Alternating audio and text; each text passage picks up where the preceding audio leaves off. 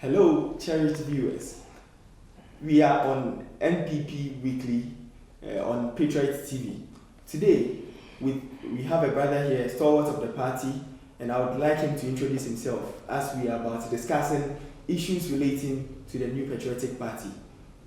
Please, may I know your name? My name is Gyasi Eduam Jr. Gyasi Eduam Jr., a very powerful name in Ghanaian politics. Now, Gyasi, we'll briefly talk about the NPP party, the elections that is forthcoming, and then other relevant issues. We've had party stalwarts and party cadres giving their opinion on various media outlets regarding issues that concern the welfare of the party and some even personal issues in regards to the party. Now, with regards to the election, how have you seen the processes so far, ever since the process started?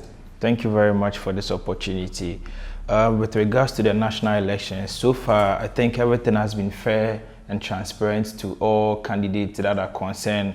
I think over the week, the National Elections Committee brought out the various aspirants who had qualified through the vetting process. And I think so far it's been a smooth process so far, because we have so far about 30 people who successfully passed through the vetting to contest for various positions in the national elections, ranging from the national chairman to the Nasara coordinator. So I think so far it's been a fair process. NPP, like you know, is a democratic party. We believe in the rules of going to the polls and not sitting somewhere to choose people to be our executives. So I think it's a sign of democracy, and I think it's been a fair process so far. It's been a fair process so far. What are some of the highlights with regards to when the process started with the polling station elections? What are some of the things that you were so much pleased with to the constituency elections and to the regional elections that you would want party officials and the NEC, National Elections Committee, to adhere to going into the national election, which is actually the most essential? So I think right from the polling station elections, in some constituencies, there were a few issues like Sunyani East, for instance. You come to the Ashanti region, when you go to Menchia North, there were a few issues. But generally, I think people are excited about the new patriotic party, and that is why you have a lot of people being interested in contesting for various positions. Even at the polling station level, it wasn't an easy task at all. And it tells you how the government, the party has done well. The party is now attractive to everybody. Everybody wants to be an officer of the party. And I think going into the 2024 election, it's a very good sign if you have a political party in power going into your third term, trying to make history for the first time in breaking the eight, and you have a lot of people having the zeal to be officers of the party. I think it's a good sign for the party. Coming to the constituency elections, I think generally about 98%, I could say it was a successful election. No election can be 100% successful anyway, but of course, there is no utopia. Absolutely. So I think it was generally a successful election. Through to the regional elections, in the Ashanti region, it was a very tense contest in the Bono region and some parts, but generally from the polling station level to the regional level, about 95% of the old executives were retained. If you look at the regional chairmanship positions, 14 out of 16 regional chairmen were maintained. And so it's a clear indication that the party is ready for the 2024 elections. On the 15th to 17th of July, the party will be going into the national elections to elect national executives that will steer the affairs of the party going into the 2024 elections.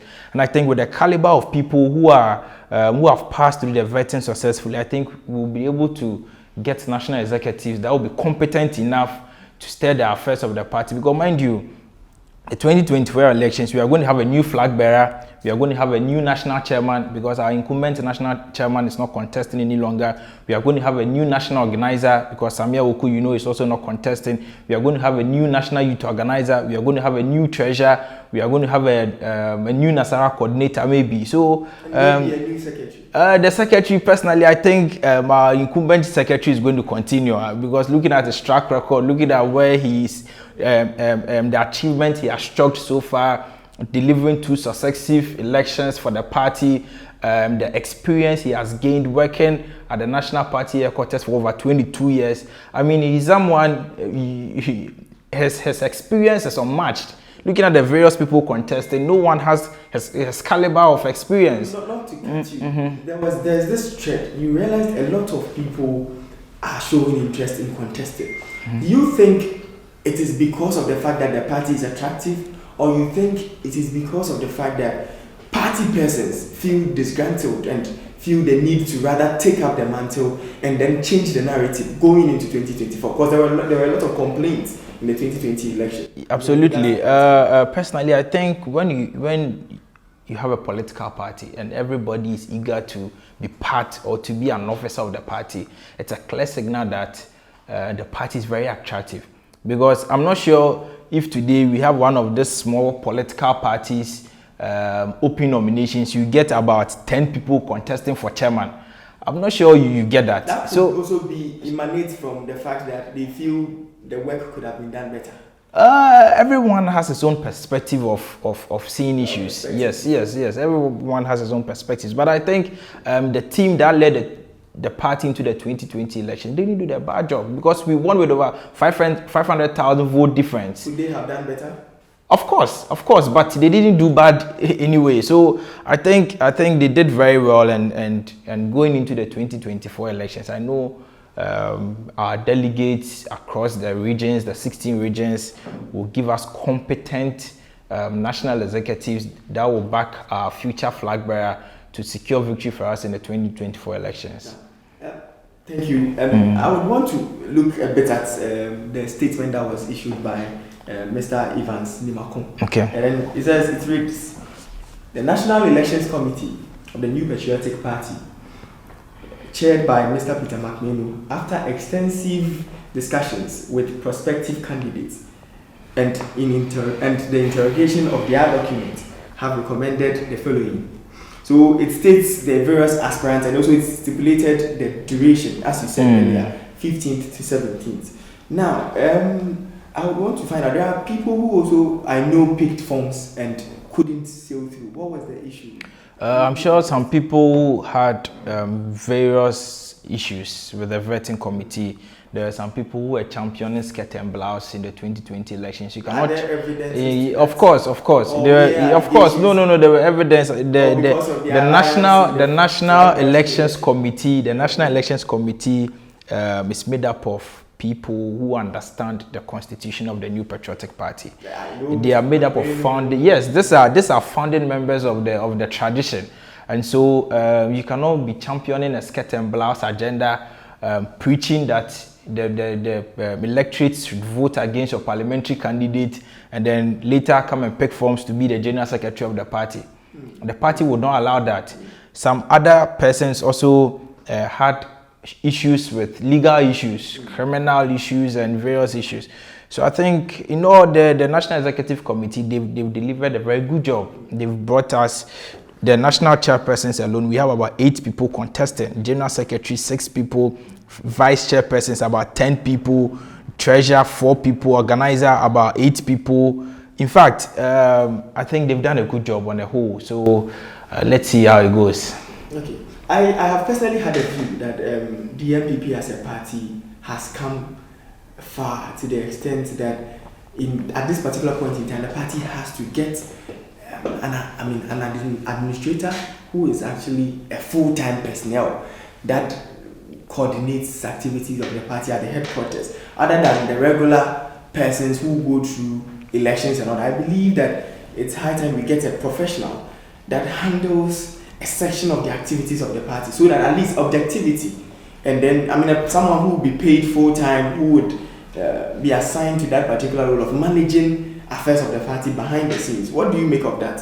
Thank you very much. I think as the constitution of the party stands now, the general secretary is a full-time employee of the party, and he's also the chief scribe and the chief administrator of the party.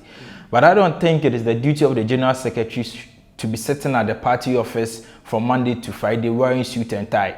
I don't think that is the duty of the general secretary, because to my point that the party needs to. No, the party currently across the 16 regions employs a party administrator.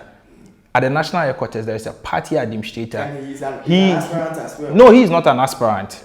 No, he's appointed by the National Executive Committee. Collins, Absolutely. So now he is now an aspirant for a different position. Okay. So after the elections, the party will sit down again and appoint a new person as the administrator of the party, and that is not the work of the general secretary. But mind you, party administration doesn't mean we get an expert.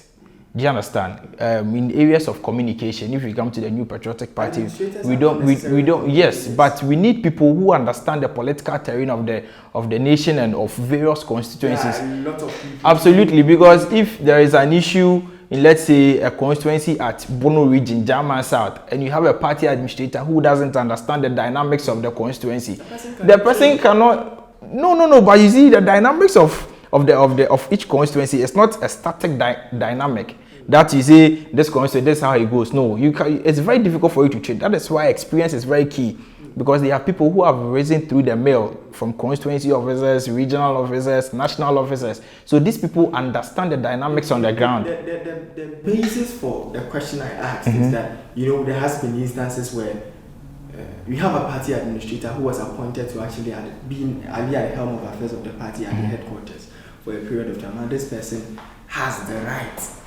to contest for an election. If there should be anything that would aid the person's campaign, don't you think there will be that conflict of interest where the person will play to? Oh no, I don't. Advantage the person. I don't think so. Colleague party person. I don't think so. I don't think so, because there are instances where, for instance, currently the deputy national women's organizer, who was appointed by the National Executive Committee to help steer the affairs and help support the current National Women Organizer, Madam KG Mfua. Her deputy is contesting her. So I think, like I said, NPP is a democratic party. So far as the person falls within the criteria and is eligible to contest, the person should be allowed to contest. We shouldn't say because you work at the party or contest and so we are going to prevent you from contesting. In elections, anything can happen. Absolutely. So, what if a situation comes up that incumbent executives, all incumbent executives lose their position? Often when they win, they appoint people they are comfortable with. They appoint their own allies, they appoint people they are more familiar with. Don't you think there should be that constant person who by accepting an appointment to work in the party office wouldn't be eligible to contest as part of the contract, and would rather be there for also record sake? Because sometimes we call something institutional memory, and that is something that elders of our parties look at when we get to an electioneering period like this. Don't you think it would be good that we get a bureaucrat who would strictly, a party person of course, but someone who would strictly be binded by rules? I'm sure with this, then you are trying to call for a constitutional amendment of our party's constitution, because the party function better. The structures of the party provides that there is the National Council. First and foremost, there is the National Delegate Conference. That's the highest decision-making body of the party. There is National Council. There is the National Executive Committee. There's a Regional Executive Committee, Constituency Executive Committee, and then at the polling station level, Council of Elders, patrons. These are all ranks of the party. That's the affairs of the party. And so when you talk about people who serve as institutional memories to the party, I think the Council of Elders are right people. But to say we should employ somebody at the party office, then it means we are trying to, call for constitutional amendment, of which I agree with you, because if the political party as an institution, we should have someone who has studied the dynamics of the various elections we've been to, why we lost certain seats, why we won certain seats, a person who is very good in analyzing and advising the National Executive Committee to make certain decisions. Oh yes, so I think from here we'll take it up, we'll write petitions to the National Executive Committee to consider this position you have just raised, because it's a laudable position. I think we need to consider. What are the things you are looking out for going into? Just as you stated earlier, majority, over 70% of the incumbent regional executives are retained. What are you looking out for? Are you expecting same in the national elections? There should be some reinvigoration in the youth wing, in the aspects of it. So like I mentioned, we are going to have a new flag bearer. We are going to have a new national chairman, because our current national chairman is not contesting. We are going to have a new national organizer, new national youth organizer, new treasurer, new, I mean, several positions that are going to be new. And so I'm looking for competence. I'm looking out for competence, looking out for experience, looking out for long service. I'm expecting delegates to reward aspirants who have experience, who have the requisite knowledge, who have the value, and not somebody who is in government and joining government as a chief executive officer, has gotten some money and now wants to contest in the party. I'm expecting the party to look at experience, somebody who has served, somebody who has delivered. You spoke about the National Youth Wing. Yes. Yeah, with the youth organizer contest, I think. Give you a brief background. So we have about 4 persons contesting. We have Prince Kamal Aguma, who was once a party executive and youth organizer at the USA branch. We have Abanga Fusini Yakubu, who was once Tesco organizer on the University of Ghana campus. We have Salam Mustafa, who was once deputy youth organizer, and then subsequently works currently at the vice president's office. And we have Michael Osei-Boateng Pope, who has been a deputy regional youth organizer, and then a regional organizer in Ahafo region. So, what do you think the youth wing needs? With the youth wing, I've had the opportunity of working with Michael Osei-Boateng, popularly known as Pope.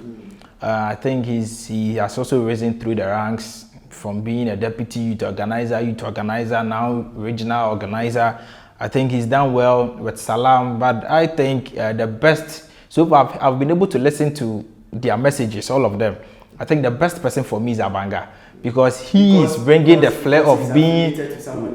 No, not necessarily, because he is very resourceful. So and going into the criteria for general secretary changes when it comes to national youth organization. It doesn't change. Per the parameters you set, the person must have been experienced. Yes, but like you clearly mentioned, Abanga has also served as the Tesco organizer.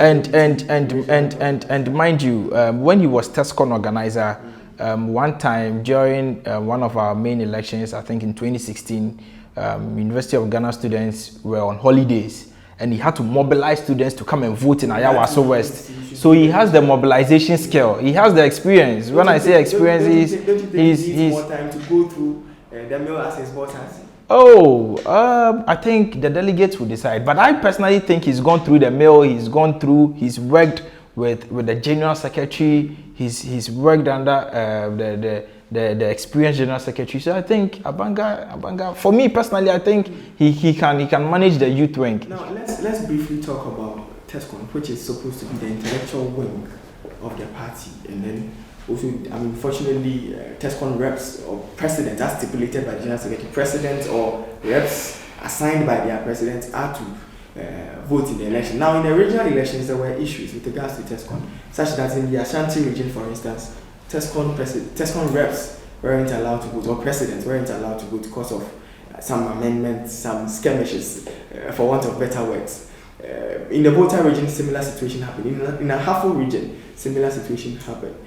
What was your comment on going into the national election? I think with Tesco currently, personally, I feel Tesco has not lived up to expectation.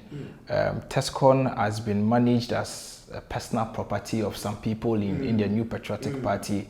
Gone were the days when Honorable Mustafa Hamid used to be the national youth organizer. You could see the zeal in Tesco members through to Samia Wukuba. Now that zeal is dead, because the reason why Tesco is now dying is that the elections of Tesco executives has become the machinations of some people or some powerful people within the national youth wing hierarchy. If you take University of Ghana, for instance, for about 4 semesters now, they've not been able to vote for Tesco executives. It's a clear, the University of Ghana Tesco used to be one of the backbone, used to be the backbone of Tesco. But now you can't say that any longer, because it got to a point now they wanted to appoint Tesco executives, which has never been done in the history of the New Patriotic Party. So I feel is the best mode of transition. Best mode of election. Yes, of course, election. Don't you think the general secretary of the party hasn't also paid much attention to ensuring that elections, as it is done for polling stations, ballot paper, manual elections, are also held at the test conference? It will be a miscarriage of delegation of powers for the general secretary to interfere in Tesco, because that is the job of the National Youth Organizer. Exactly. And the National Youth Organizer. I agree with you on that. But so you cannot say that if a Hafo regional organizer or Bono regional organizer is not performing a duty as is expected of him, the national organizer should sit aloof and fold the arms because it is his responsibility. There could be a sanction. Yes, but until then, with the Tesco matter, until the National Youth Organizer has written a report or has filed a report to the General Secretary to intercede in matters of Tesco, the General Secretary cannot just wake up one day and then interfere in Tesco matters. But can write to the General Secretary. Absolutely, that is when they invite the General Secretary to look into matters when they feel their national youth organizer hasn't been competent enough to look at matters. So I think there should be a regulation, a constitution that regulates Tesco, because in the case of Ashanti region, what happened was that there was one member of parliament, I would not want to mention his name, because he feels he founded Tesco. He should decide the people who should vote in the regional elections. Part of the regional elections. Absolutely, he wasn't part of it, and he wasn't also part of the national. No, I'm telling you on authority because I was there. Do you understand? But the point is, Tesco should be regulated. There should be a constitution that regulates Tesco, the mode of power transition, the tenure of office, how Tesco should be regulated, and all that. The dangerous thing is that these regulations keeps being amended at the discretion of whoever is the national youth organizer. I remember before some youth collective office, there was a constitution for Tesco, and then recently, at the they brought in another one. And don't you then agree with someone like Michael Osewati, who says now we should find a way where we will incorporate elders of the party, people who were once former Tesco executives or regional youth organizers, their constituency youth organizers, into forming a youth wing council, which would also be a higher decision-making body of the youth wing, which when some of these issues are, just as you said, delegation of powers, the General Secretary has stuff to do, so that if there are issues, these issues can be reported to the youth wing council. I agree with what you are saying, but you see, when the National Youth Council is formed, it's all going to fall under the feet of the National Youth Organizer. And so it comes to... There would be a member of the youth wing council, per what he said on Man FM the last time. It's going to be a member, not the sole decider. But mind you, the party is regulated by a constitution. You cannot wake up as a National Youth Organizer and then just take decisions anyhow. It has to go through party process. So at the end of the day, if the National Executive Committee, the National Council feels it is appropriate to look into things, but I feel right now we can strengthen the current institution. If we heal Tesco from chronism and nepotism, I think it will be fine, because you have the case where a National Youth Organizer will appoint his PA as the youth wing administrator. And I mean, I have received so many complaints about Tesco, but in fact, I didn't want to comment about it, but once you have brought it up, I think it's very important we address the issues that Tesco must be revitalized. Absolutely, we should revisit the days where Tesco used to be very instrumental in the party. So I think going forward, whoever emerges as National Youth Organizer after the national elections, I think should really pay attention to Tesco, because Tesco is currently sinking. Tesco is currently sinking, and attention must be paid to it. See, the Venerable Gyasi Eduam. Viewers, thank you for watching NPP Weekly on Patriots TV. With me here is Gyasi Eduam Jr. And we are here because of you, and NPP and Patriots TV is there to deliver the best for you through NPP Weekly. So stay in touch next week as we bring to you another edition where we will delve into other pertinent party related issues. Thank you.